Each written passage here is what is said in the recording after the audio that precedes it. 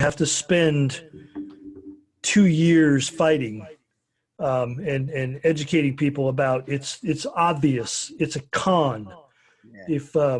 If you find yourself listening to this, and you have in the past fallen for QAnon and hopefully you wedged your head out of your ass and you've come around to see like, oh God, I was being duped.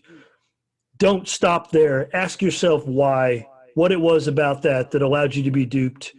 What were the methods that were used to seduce you? What were the methods that were used to keep you seduced?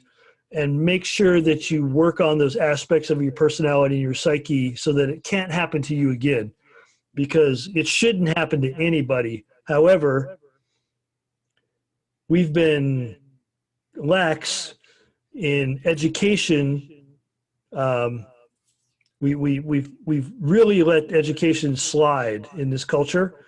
And especially when it comes to critical thinking and critical analysis, we just don't do it anymore. We don't teach it. And if you don't teach it to children, they're not going to know it exists and how to do it. I was lucky in that I got it early, but I knew a lot of people that didn't. And I've always done my best to, lean over the aisle and say, you might want to think about, but I'm only one person. But, we all try to do as much as we can in our immediate surroundings.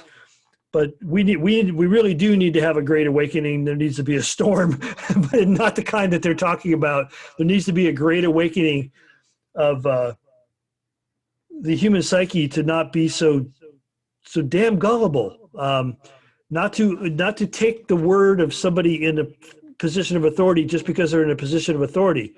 You have to really ask yourself, be a stoic thinker here. It's like, if somebody did the things that it takes to get into that position of authority, are they really somebody that you should be trusting? Mm-hmm. Probably not. Mm-hmm. I think it's been said before, but it bears saying again, is the type of people that would run for political office are the very people that shouldn't run for political office or hold it. Mm-hmm. However, because we wish that's the way it was. We know that's the way it should be. It's not the way it is. So make sure that you really ground yourself and realize that when you're dealing with these people and they're feeding you this what seems to be fantastical nonsense, ask yourself a couple of questions. What proof do they have? What proof can I find on my own? And what do they stand to gain by feeding me this bullshit? Mm-hmm. That's really the questions you need to ask yourself. Mm-hmm. For sure, man. And you mentioned just on the quick sloganism that exists in culture today, but also is utilized within QAnon. The trifecta: think for yourself, do your own research, connect the dots. And I find it so funny, hearing some of these QAnon people say "think for yourself," because the slogan, how I first heard that. Obviously that's an old term, but Timothy Leary used to all the time say, "Think for yourself," and the next part. Question reality, yeah. Yeah, and question authority, yeah. Right, and there's none of that going on. This trips me out about how the 90s. It was all the counterculture, but how it kind of crystallized there in the 90s. It's all been totally inverted, or most of it inverted, right? And no, it's all been all the stuff that we were doing in the early days of the internet, the very early days of the internet. Were observed by several groups of somebodies, mm-hmm. who then said, you know what, if we wanted to do something like that, we could do something like that too, only ours would be, and so basically they were smart enough to observe the methodology that was being used, but the intention was changed and the outcome was weaponized. So and you know what, that's I don't know how many times that's happened. Like that happens again and again and again and again with, for example, in the 50s, the CIA was using the modern art movement as examples and using it for propaganda against the Soviet Union to say, look, people like Pollock exist because we allow them the freedoms to be a Pollock, and so that doesn't mean that Pollock's art was bad, or right wing. It just means that they looked at it and then they said, okay, let's use it for our means over here. And so instead of having a reaction against modern art, which I've seen some people on conspiracy forums do when that very thing was brought up, like, oh, well, then all modern art is bad. It's like, no, you idiot. That's not what's being said here. What's being said here is that absolutely anything can be used against you, anything. So it's about intention, and it's about you having the correct firewalls. And which obviously, if you're telling me that the CIA using Pollock as an example, to as propaganda against the Soviets makes Pollock bad, then your firewalls are non-existent. Yeah, I mean, you could be 100% skeptical about everything and believe everything 100%, and both of those approaches are wrong. Yeah. Or as Wilson, Robert Anton Wilson used to like to use the term fungible versus non-fungible, right? Term that's used in RICO cases. Fungible being this one part is representative of the whole. That's not true in reality, and so often that is. I mean, it's not just in conspiracy groups that this thinking goes on. I mean, people just do this all the time. We associate the one with the all, right? And I think that's one of the problems that we have today is going on. People are choosing, they're cherry picking. That's the representative of so-and-so group. And that one person is reflective of the whole group. Therefore, they're pieces of shit and they deserve to die. This is where people are going. And you're not exaggerating. It's really that extreme.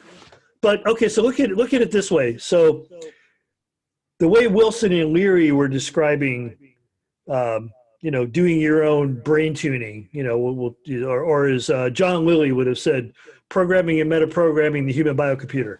In a utopian situation where you assume and can assume that most people are there on the same page, maybe not doing things the way you're doing them, but everybody has good intentions, then you can walk around, in that blissful state. Everything's positive. Pronoia, not everybody's out to do me good. Instead of everybody's out to get me. In a dystopian state, then you go more Phil Dick, which I call psychic OPSEC, which, Phil Dick is like, yeah, all these things are true, which, Phil was a friend and a very big fan of Bob Wilson. All these things are true. However, in certain situations, certain societal situations, much like we're in now, you have to assume that you're mostly surrounded by people who are either a few at the top who have bad intentions, bad actors, and a bunch of people in the middle who are playing out the roles and the doing the bidding of these bad actors. And so you're surrounded by those people. So you have to firewall yourself. You have to practice good psychic OPSEC. Whereas in the other situation, like if you're at Esalen for a weekend, I think Hakeem Bey once, because I used to go there with Bob Wilson and also by myself a lot. And I was talking to Peter Wilson when he was out at my house one time, and we were talking about Esalen. I'm like, yeah, I really love it there, man. He's like, yeah, life is good on the reservation. I thought, wow, yeah, he's right.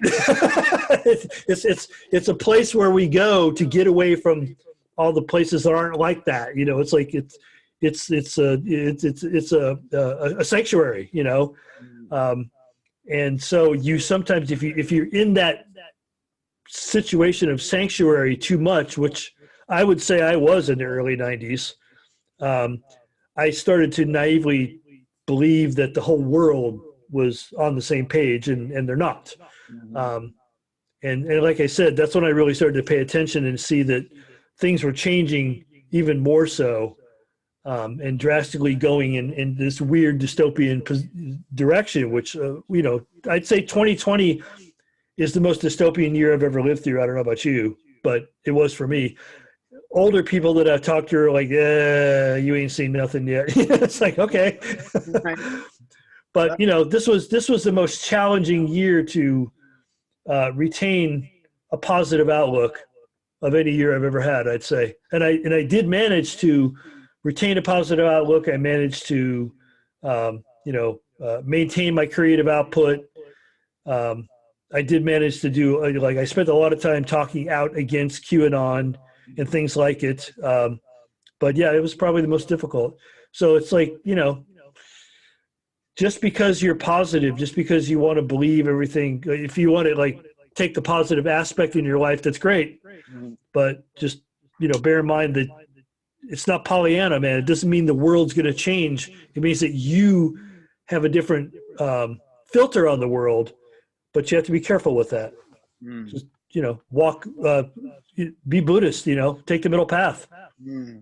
Yeah, that's great advice for this age of information overload, and I like that psychic OPSEC, that operational security, and critical thinking and perhaps even an education in humanities can help with that as well, Yeah, basically, like my next 5 years of my life is dedicated to putting together a retreat, which I'm jokingly calling Esalen North, that's just my internal, code name for it. But I want to put together a retreat up here. I live in the Pacific Northwest now, because this is where the water is, versus California, where I lived for 30 years, where everything was burning all the time. And I want to put something together up here where people can come and take a break and get away from the cell phone, get away from the computer, and to use an overused term, practice some mindfulness, because I know from personal experience, I do that to myself. I like go in the woods. I don't take a cell phone. I have no computer, and I force myself to live out there for a month, 2 months. I did it for a year in the desert. Just get the fuck away from all this information input, because quite frankly, I don't think we're ready for it yet. Like, we've shown that we're not. Really, our behavior, we're starting to become extremely schizophrenic as a species. We're starting to not pay attention to things that we should be paying attention to, like climate change. Like, why should anybody even have to tell us that it's something that's there and it's something we pay attention to? But no, because we're so caught up in this virtual world, in this matrix of always, like, especially in 2020, man, it's like the news cycle was never fucking ending. It's like, if you didn't watch the news for 5 minutes, you were way behind. And some of the information that you were behind on could very well have something to do with your life or your death. Like, if there's a new variant of COVID, or, like all these things are like, there's a 5,000 alt-righters coming down your street, looking to kill somebody, like the first person they see. You might want to know that don't go out on the porch, like, know these kind of things. So, it's the news cycle has always been partially a distraction for sure, and partially an attempt to sell eyeballs to advertising for sure. But there's also been so much information that is critical that's been coming down the pipe in 2020 that I think people are overloaded, man. They're just like, they're burned. They're burned. And I think we need a place for people to go to get off that track. And we have a ring of people around that, are monitoring the outside world for us. So if there is something we need to know about, they can tell us. But there's like a place where you can go just to shut down, because that's the thing nobody gets anymore, is time to shut down. It's like, nobody has time to, like, I can't tell you how many people I know that were avid readers 10, 15, 20 years ago that tell me now, I don't have time to read that. I write an essay that's like 5,000 words and they can't read it. Yeah. Not because they don't want to, because they don't have the time. Right. And if they did have the time, they probably don't have the attention span anymore, because all of this stuff that we're, watching on our phones and our computers is just blowing our attention span to smithereens. Mm-hmm. And I'm not one of those people that says, oh, that's the natural evolution of the human. No, horseshit. That's not. It's not. It's not who we are. Yeah, I mean, we have the same brain structure for thousands of years, and we're in this cultural overload of information increase. And yeah, I mean, people just they're you're right. The brains are getting fried, and they're functioning straight from their limbic system. not even utilizing their cortex. And I agree with that idea too, of just that restorative aspect of shutting down and going internal. Cause I mean, I look at the computer all the time, man, like my sight is always going out, like as the yogic term, the ojas, our prana is when it's always out, you don't have any time to restore your interior. And I mean, again, swerving back to the work of Robert Anton Wilson, and he got it from other people, which was so great, but that was a major part of his work, it seemed like, was check yourself. Yeah. Where you at? Just check yourself for a second. Take a breath, take a look around, observe your organism as a whole, interacting with this environment as a whole. Where you at? And it's so easy to, mistake the map for the territory, get lost in distractions. And it's where, I mean, I have, conversations with some people that just seem to be only living vicariously through the internet, and have some political abstract debate. And they're telling me what Trump has done for me.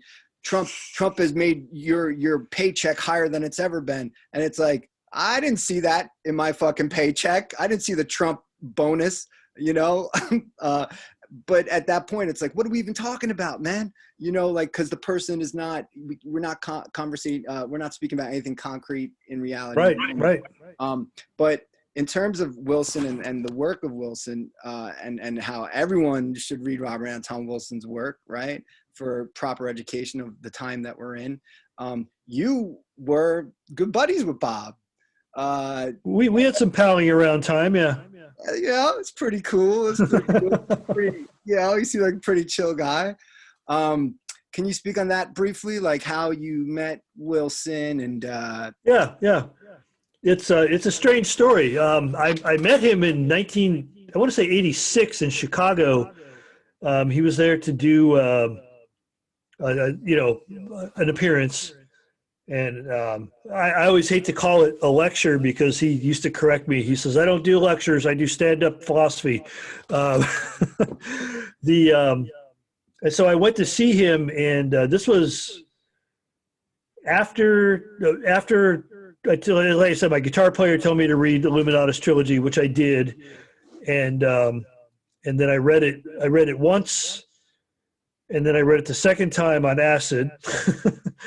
And then I found Cosmic Trigger, and I read Cosmic Trigger, and then I just started reading everything I could find by this guy, which at that time, 86, there was some things, but not a lot was out there yet. I mean, Schrodinger's cat was out there for sure, and some other weird things. But and then after the appearance, I was standing on the front steps smoking a cigarette, and he came over and bummed a cigarette from me, and told me that if I ever met his wife, to not tell her that he was smoking a cigarette, which is funny because years later I did meet Arlen, and I didn't tell her.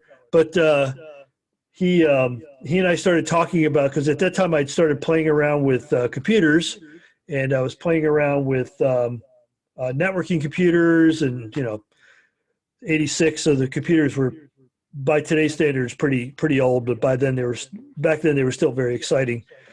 And then we just had a really good conversation, and he gave me some advice on some ideas I had, because I had gotten a hold of Timothy Leary's Mind Mirror. That's what it was, which was a DOS program. And I was playing. Mind Mirror was a computer interface game based on a circuit model of intelligence. Yep. Yeah, which basically drew a kind of a Myers-Briggs map of your brain for you, like when you're all said and done. But it helped you know more about yourself, which I thought was important, and it was fun. And so I had some ideas about making that a better game. And, he gave me some advice on ideas on things to do. Bob wasn't a programmer. He'd be the first to tell you, but he had great ideas which could be implemented as programs. And so, being that he had a background as an electrical engineer, he thought like that. And so I didn't see him again till in 88, I moved to Santa Cruz by accident. I actually went to California from Chicago to move to Berkeley, stopped in Santa Cruz and fell in love with Santa Cruz, moved into a house, to an apartment, discovered that my immediate neighbors in the apartment complex were The downstairs neighbor was the former secretary at Millbrook and knew Timothy Leary and knew Bob and knew Allen Ginsberg, knew everybody. And the guy upstairs from me was friends with Albert Hoffman and Gordon Wasson, and you name it, he knew all those people. So basically, it was an apartment complex that was made up of all these people that I had moved to California, the types of people I moved to California to meet, but had no idea that they were all congregated in this little surf town south of the Bay Area in Santa Cruz. I thought they were going to be more in Berkeley because that's where Mondo 2000 was. And I figured Phil Dick lived at Berkeley, Mondo 2000 is in Berkeley, or actually at the time, I think it was still called High Frontiers, but what became Mondo 2000? And so I was, you know. Great magazine. Yeah, oh yeah. And I was on my way there and then got sidetracked into this little town, fell in love with the town, and then met all the people the types of people I moved to California to meet all in one place.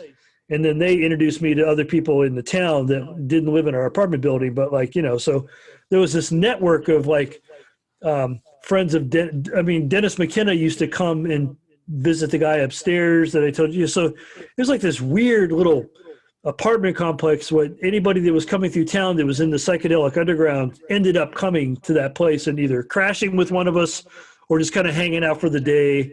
And we all have a party in one of our apartments, and it was like a salon, you know, it was very informal, but we ended up calling it the Formless Ocean Group. It wasn't formal. It was just a group of people, and that's what we called ourselves as a joke more than anything. Mm-hmm.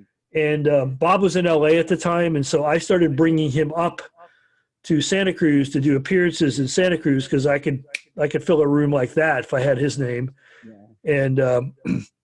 And then he ended up moving to Santa Cruz. I want to say it was like 91 or 2, somewhere around there. Okay. Yeah.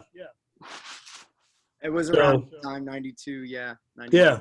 Because his kids were there, which I didn't even know they were there when I moved to Santa Cruz. So like me ended up in Santa Cruz was like completely serendipitous, but it was the place to be apparently for me.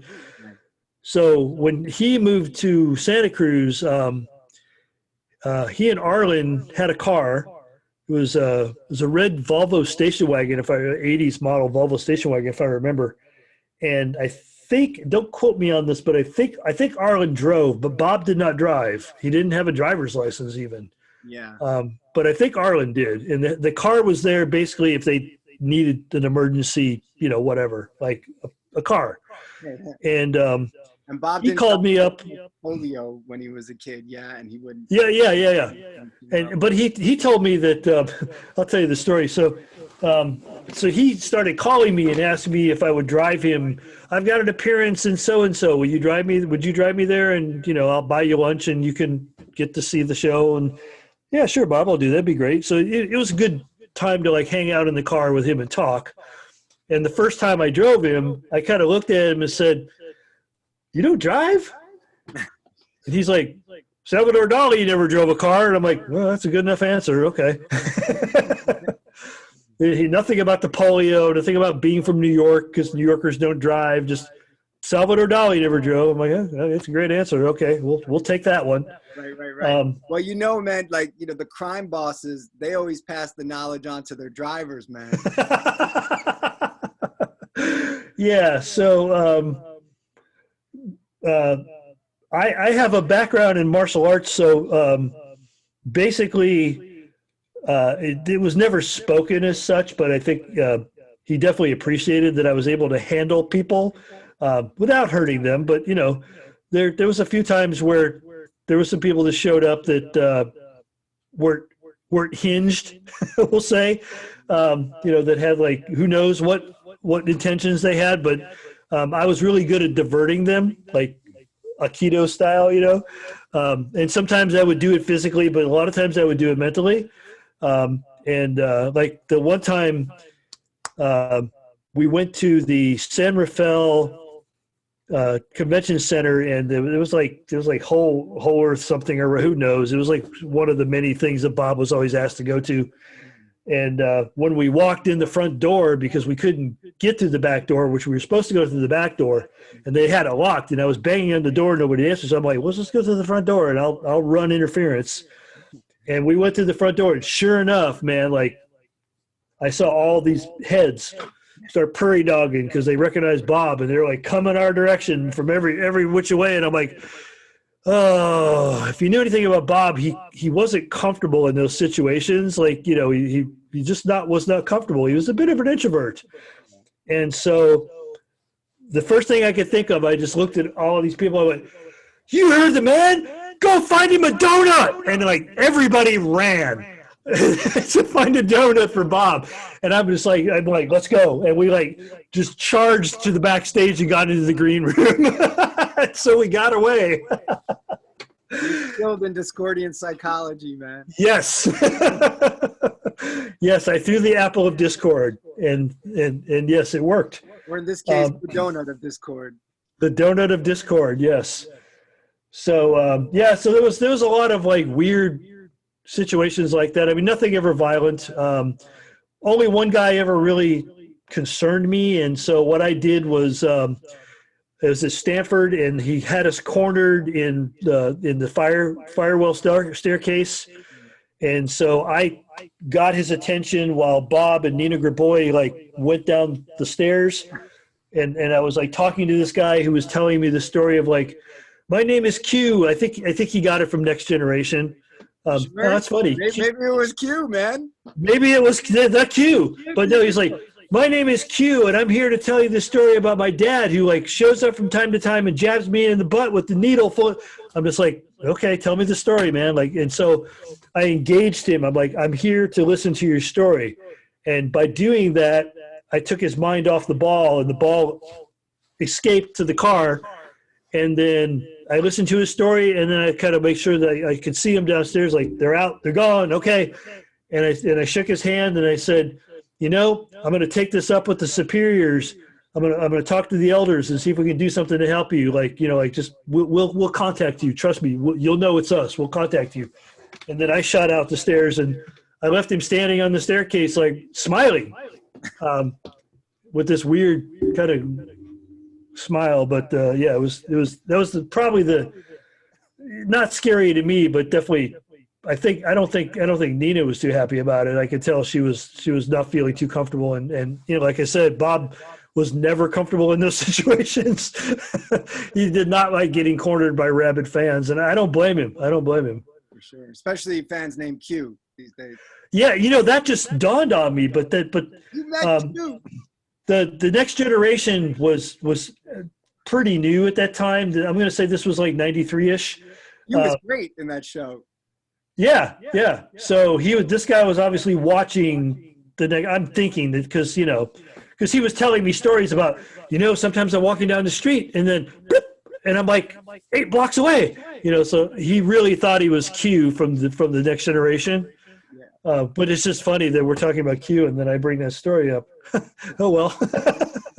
And so you had a pretty fun night out with Wilson one time when he just out of nowhere brought you to go see George Carlin perform in San Jose. Yeah, that was one of my favorite times. I mean, I never had a bad time traveling with Bob. Like we spent weekends at Esalen together, and you know, like they were all good times. I mean, it was just, you know, really nice of him to take me along and put me up and, you know, treat me like really well. Like, you know, I ate for free and I stayed in Esalen, which is not cheap, and places like that. But yeah, so like Carlin was doing one of his tours, which I don't know if you know how this works, but they go on the road with their material. And at that time he was being filmed, all his shows were being filmed, and then they put together an HBO special at the end of it all. So when I saw the HBO special, I recognized the material. But so this was the San Rafael Convention Center, the same place where the donut incident happened. And we went to see George Carlin, and I was like, well, that was really nice of you to take me along, you know. He's like, oh yeah, it gets better. He's like, I know George, we're going to go backstage and see him. I'm like, what?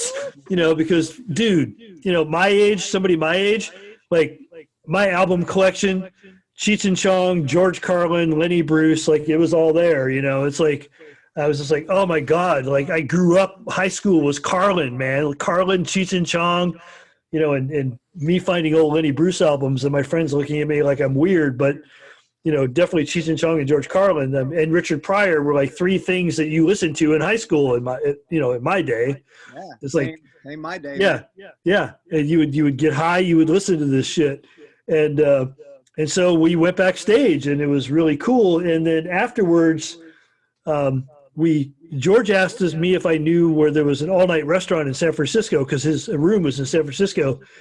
And I did. I said, dude, there's this place called Zim's. And I don't know if Zim's is still around, but if anybody from San Francisco remembers the 90s, there was this place called Zim's. There was a couple of them. The one on the corner of Van Nuys and Geary or Farrell, one of those two. But it was right there. It was right at the edge of the Tenderloin. And we used to call it the Fellini Zim's because you could go in there like 3 a.m. and you would have, sex workers who were getting off their shift, so to speak, coming in and getting their meal before they went home and went to bed or whatever.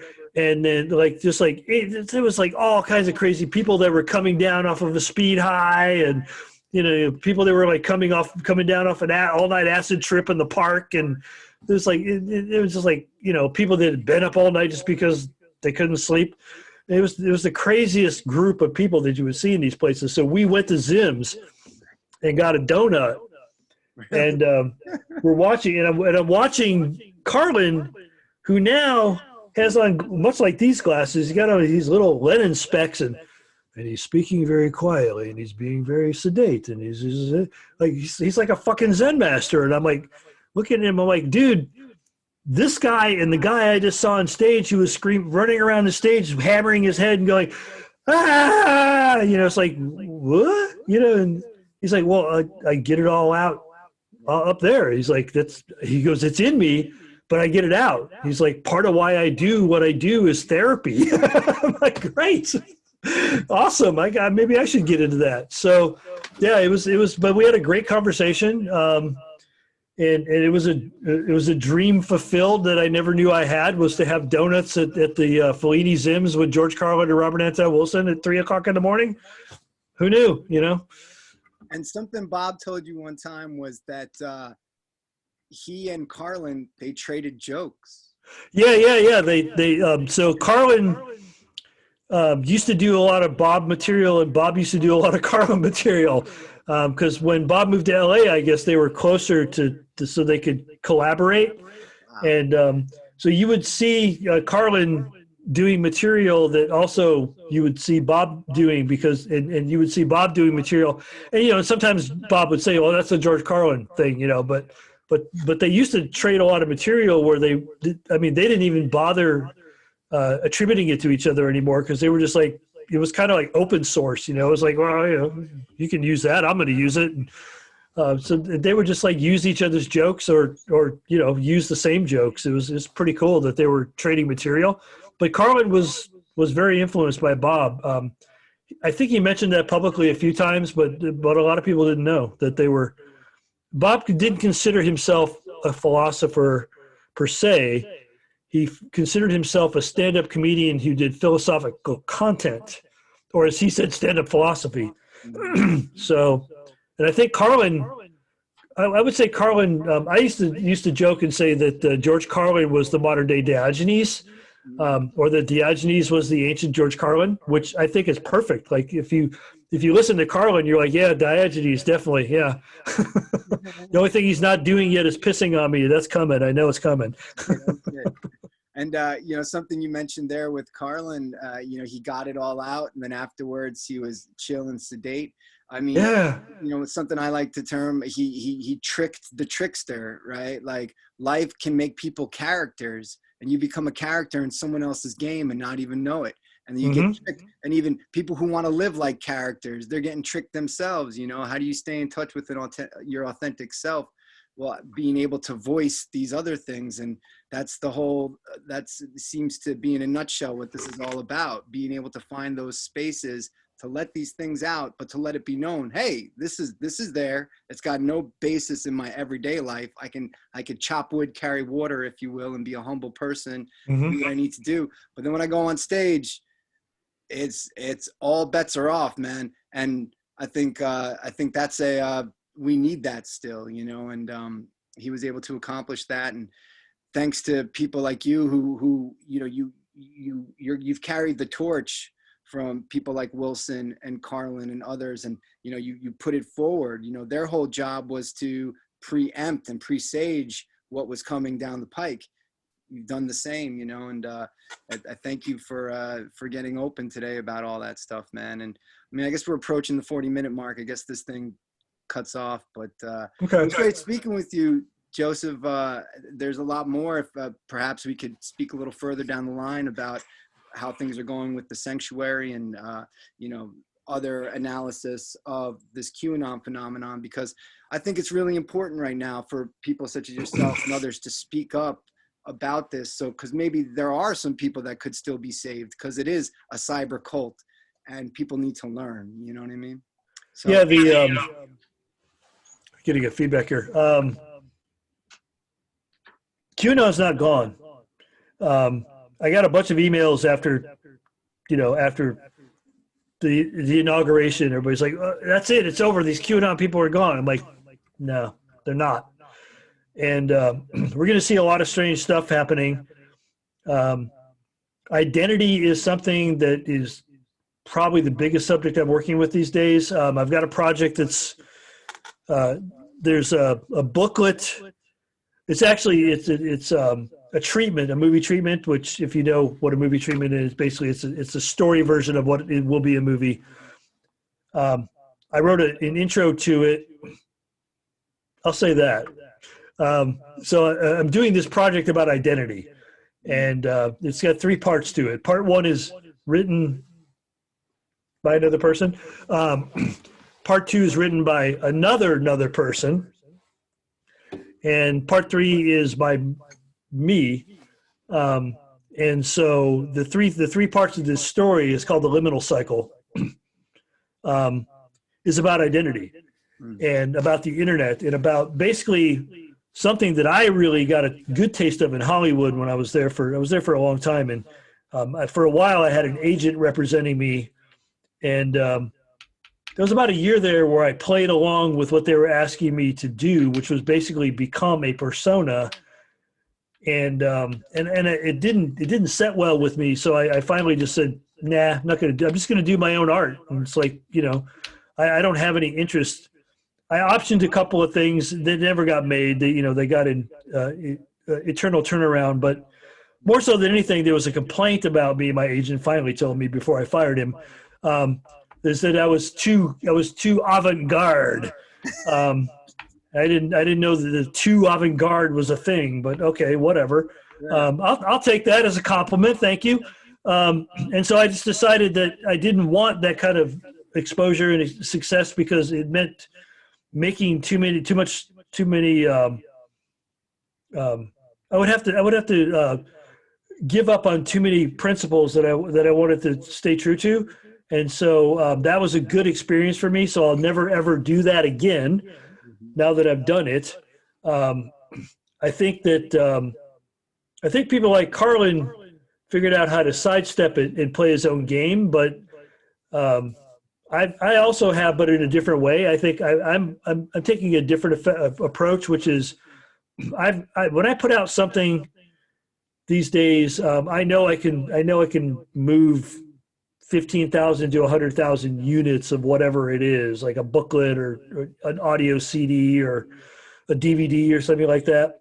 And I'm not worried about doing more than that. I think more than that is then you start getting into watering down your content so it can be appealing to a more mass audience. And I think you're doing yourself a disservice as an artist, and you're doing your audience a disservice. So I don't think art should be cut and stepped on like drugs. I don't think drugs should be cut and stepped on. So, it's like the same thing. It's like, I want the pure shit, man. And so I want to put out the pure shit. Like, I want to be the producer of pure shit. So, that's my thing, which is lower the expectation level. Because I've done things like, I did things in Silicon Valley that had monstrous footprints. Like I already know what it's like to put out things that have multi-billion-dollar, downloads and or multi-billion downloads and or million downloads and multi-billion-dollar finance streams behind it. And I've done all that. It's like I just want to do something that's real. Like for the remainder of my life, I just want to do things that are real. That's all I want to be involved with is things that are real, things that speak to people on a very real level. And I think one of the things that I'm seeing these days as a theme that I'm working with and I'm trying to address is the whole idea of identity. Who are we in this gigantic info stream that we live in? It's like people are becoming personas and they're forgetting who they are. Yeah. Yeah. Like you said, you have conversations with people and they're playing a role. They're not being themselves. It's like personas are great if you're doing a ritual and if you're doing theater, they're wonderful. But like after it's over, you take the mask off and you go back to being you. And that's the part that we're not getting anymore. It's like people are not getting any downtime, as we were saying, to like sit and be real and be mindful and just like be yourself and remember who you are. And that's important to do. You have to keep reminding yourself, okay, who am I now? Because, we're not static identities. We're definitely continuums, but we're not the personas that if you're, especially if you're in the performing arts, you can't be that persona all the time or you'll forget who's wearing the mask. Yeah. That's very important. And it seems like now that's not just for performing artists, it's for everybody. So with that, Joseph, I have to thank you again, man, for taking the time out today and speaking with me. And as I said, I hope that we could, get more conversations going in the future about this and also your current work, because I mean, this is a topic for a whole other video. I've thought a lot about identity as well. And because we are in an age of identity crisis as well. Mm-hmm. Mm-hmm. So it's important to address. So I look forward to your book when it comes out. And everything's on my website, josephmatheny.com. Mm-hmm.